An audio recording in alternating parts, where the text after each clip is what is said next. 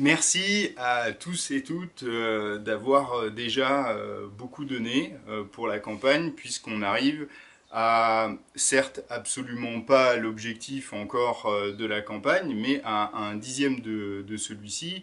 Et un dixième, ben, pour nous, c'est quand même un beau palier. C'est symboliquement très fort d'avoir plus de 1 000 € déjà sur notre campagne. Et donc pour ce moment un peu particulier, j'ai décidé aujourd'hui de me concentrer un peu plus sur le terrain. Ce jour est particulier, cette semaine est assez fantastique. C'est une semaine de transition de l'été vers l'automne. C'est une semaine où la lune est assez forte. Et c'est une bonne semaine pour planter des arbustes euh, avant l'hiver. La pluie arrive de temps à autre, généralement 2 fois par semaine, donc c'est nickel pour les plantes. Et j'ai remarqué d'ailleurs sur le terrain une grande pousse encore là de plantes. Donc je me suis dit que j'allais en profiter pour mettre sur le terrain d'autres plantes encore, locales, mais qui viennent d'un peu plus loin. Par exemple, j'ai des chênes que j'ai fait pousser, que j'ai récupéré au stade de gland, d'un vieux chêne très beau d'Ivray, le village où on habite actuellement.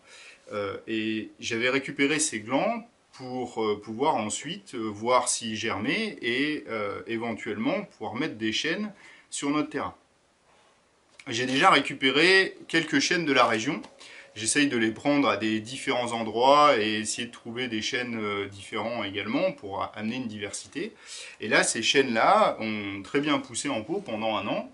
Et même si on devrait attendre théoriquement 2 ans avant de replanter un chêne, moi j'attends qu'une année et ça se passe généralement très bien.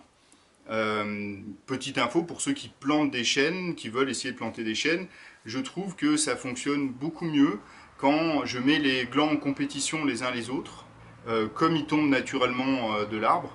En fait, quand on observe la façon dont les glands tombent au pied d'un chêne, on remarque qu'ils sont quand même très près les uns des autres. Et ils poussent généralement en petits taillis, en petits groupes, bien touffus. Et donc j'ai essayé de reproduire cette forme-là de pousse parce que je me suis dit que l'intercompétition des glands entre eux, des petits chênes entre eux est positive, enfin naturelle pour eux quoi. Et que peut-être que le chêne n'apprécie pas trop la solitude, je n'en sais rien, mais quoi qu'il en soit, voilà le petit tips que je vous donne. Bref, aujourd'hui on a planté des chênes. Ces chênes sont symboliquement un remerciement et un souvenir de ce moment particulier où on a une campagne vivante, où on sent déjà beaucoup de soutien.